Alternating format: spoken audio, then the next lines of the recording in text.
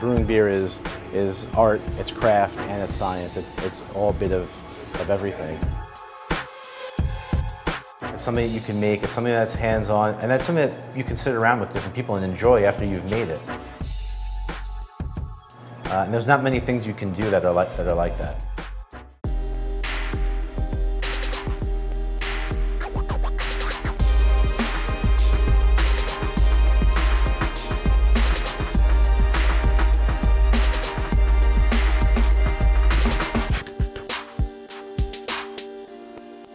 Small breweries are finding a home in towns across Long Island. In Farmingdale, Lithology Brewing Company is setting itself apart in one way, using a local yeast to make a local beer. But before we get started, let's figure out how beer is made.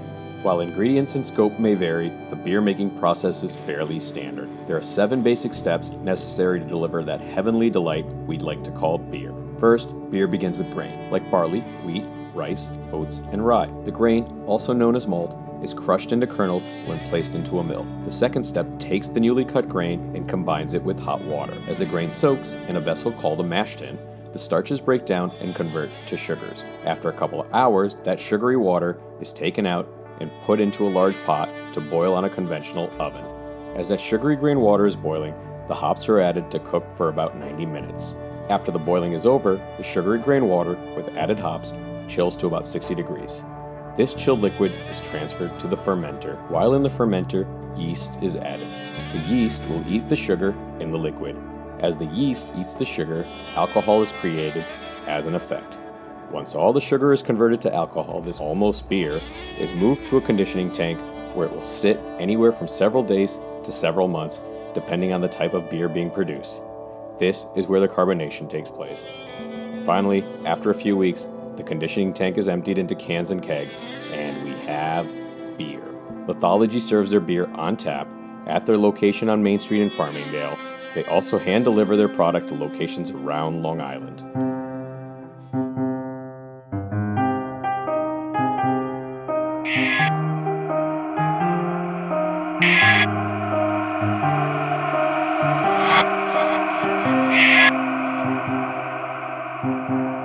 The chemistry of making beer is the fun part. When we started the brewery, I knew that was something that we were going to try to focus on as much as possible. Whatever was in our means to make sure that we were making the beer as scientifically as possible, no matter how underwhelming our brew system was, we were going to do it. Beer has 3 main ingredients: grain, hop, yeast. At Lithology, 3 more contribute to that success: Manny, Kevin, and Lee. 3 partners, 3 steps, and you're the yeast man. You're the yeast man. It sounds weird, but yes. People don't realize that yeast has way more to do with the flavor than sometimes than the hops or the grain. Really, in a couple of minutes, we're going to take this and mix it with our cooled wort, and magic will happen. Craft breweries are everywhere these days on Long Island. To stand out, the 3 have taken beer making a step further, using their day jobs as scientists to make it Long Island-centric, joining a national movement to cultivate local yeast. I think, there's a lot of identity that comes with Long Island. There's not necessarily a ton of beer identity, but we're trying to change that a little bit.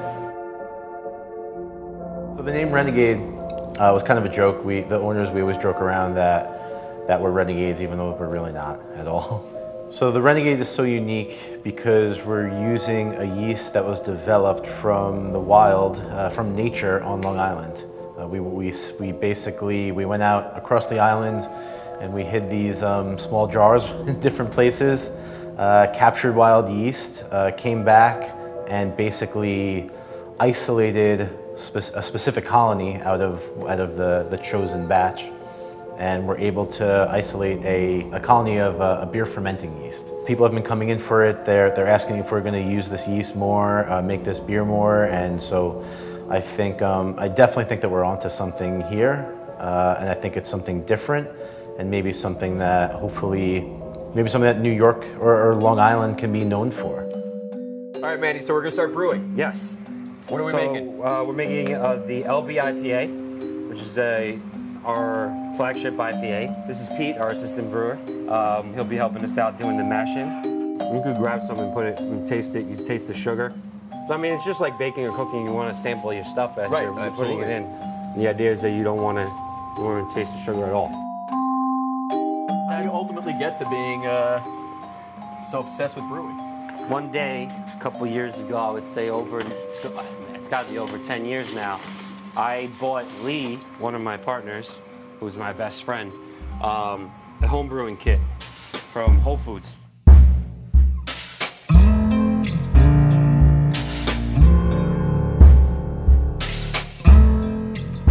We started home brewing. That was like once every 2 months, and then it became once a month.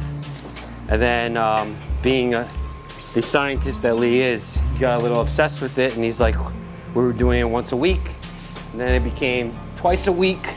And then we realized that it's no longer a hobby. It's become, why don't we try this out as a business?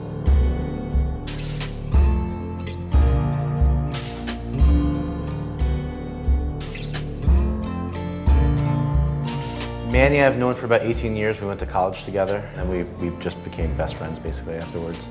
Kevin, I had met about 12 years ago. We've been working together for about 12 years. Manny is the life of the party. People say that I'm the dad of the brewery, but Kevin's really the dad of the brewery. By training, by college, I guess I'm a geologist, really. All the owners are born and bred Long Islanders. We thought lithology would be cool because Long Island is really glacial outwash, and lithology is a study of sediment deposits and formations. The lithology of Long Island filters the water, and it makes our pizza awesome and bagels awesome, and hopefully now beer awesome. How's it going? I'm Kevin, I'm the hop guy. Nice to meet you. We add hops to our beer to give flavor, aroma, and bitterness. Almost like brewing tea. Exactly. So it's the oils in the hops that we're trying to extract in the boil, and the longer they're in there, the more the oils break down, become soluble, and that's how they contribute to the bitterness and flavor. Let's do it. All right.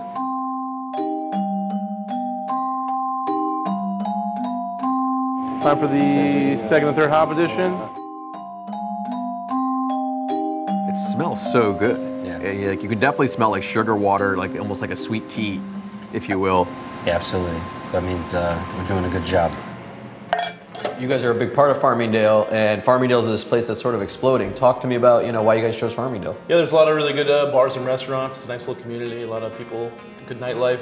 Some of our most regular customers were non-craft beer drinkers until we opened up, and now they're here, at least once a week.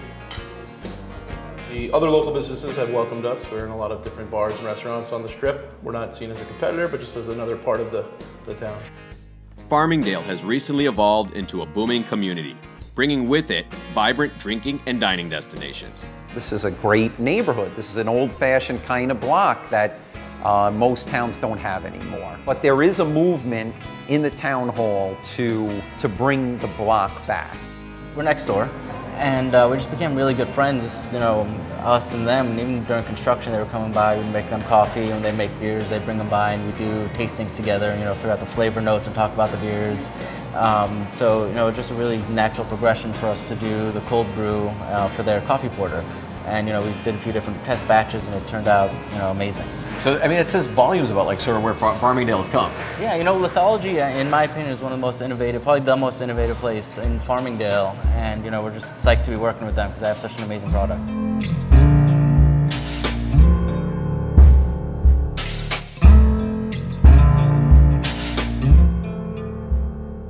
Why Farmingdale?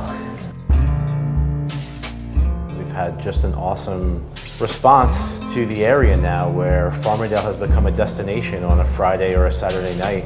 We started the brewery to make great beer, to make something a little different, to make our style of beer, but one of the big goals in the brewery is to be charitable, to be part of the community. So to see Main Street thriving and to know that at least we're some small portion of that is really pretty warming. By day, Trent Presler is the head of Bedell Vineyards, but at night, in all his spare time, he's taught himself to build canoes.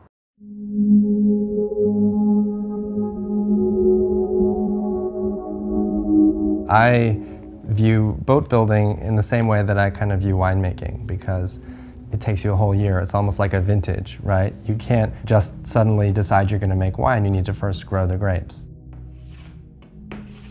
So doing this work, making these canoes, is actually quite therapeutic. It's meditative work. I'm alone a lot, and it turned out to be a reprieve, really, from the day-to-day pressures of my day job as CEO of Bedell Cellars.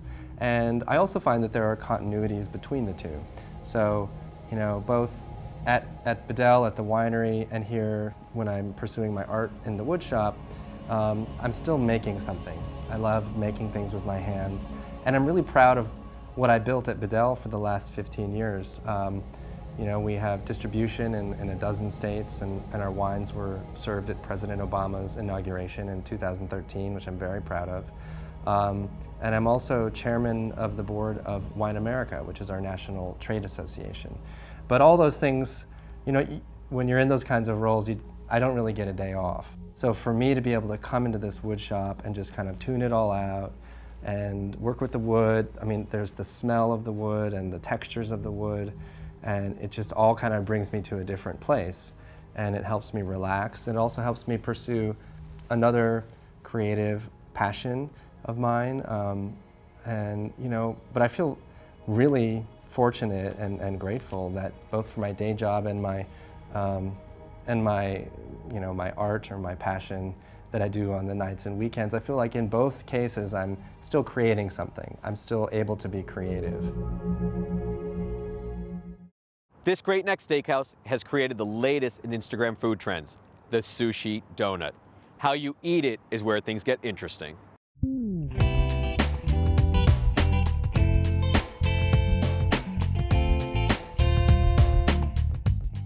We've seen rainbow donuts, we've seen rainbow bagels, and now we have the rainbow sushi roll.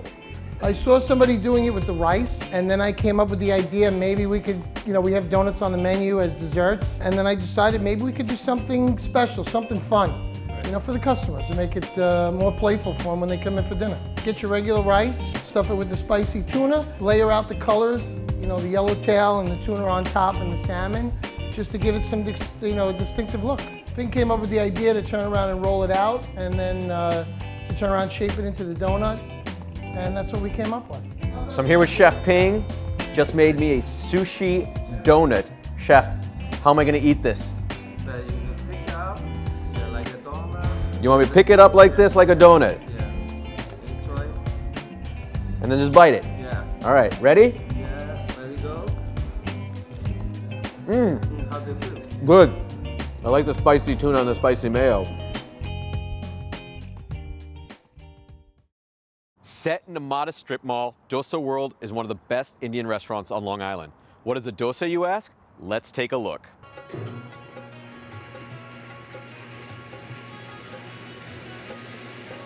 These grinders are just specially used to grind idli flour and dosa flour. It will take more than 1 hour to grind, okay? And after that, it has to be preservated for 8 hours. This is the flour, already made out of lentil and rice flour, is ready to cook. Now we cook from this idli. Now my chef is going to prepare one pepper masala dosa, and he will show how to prepare a pepper masala dosa.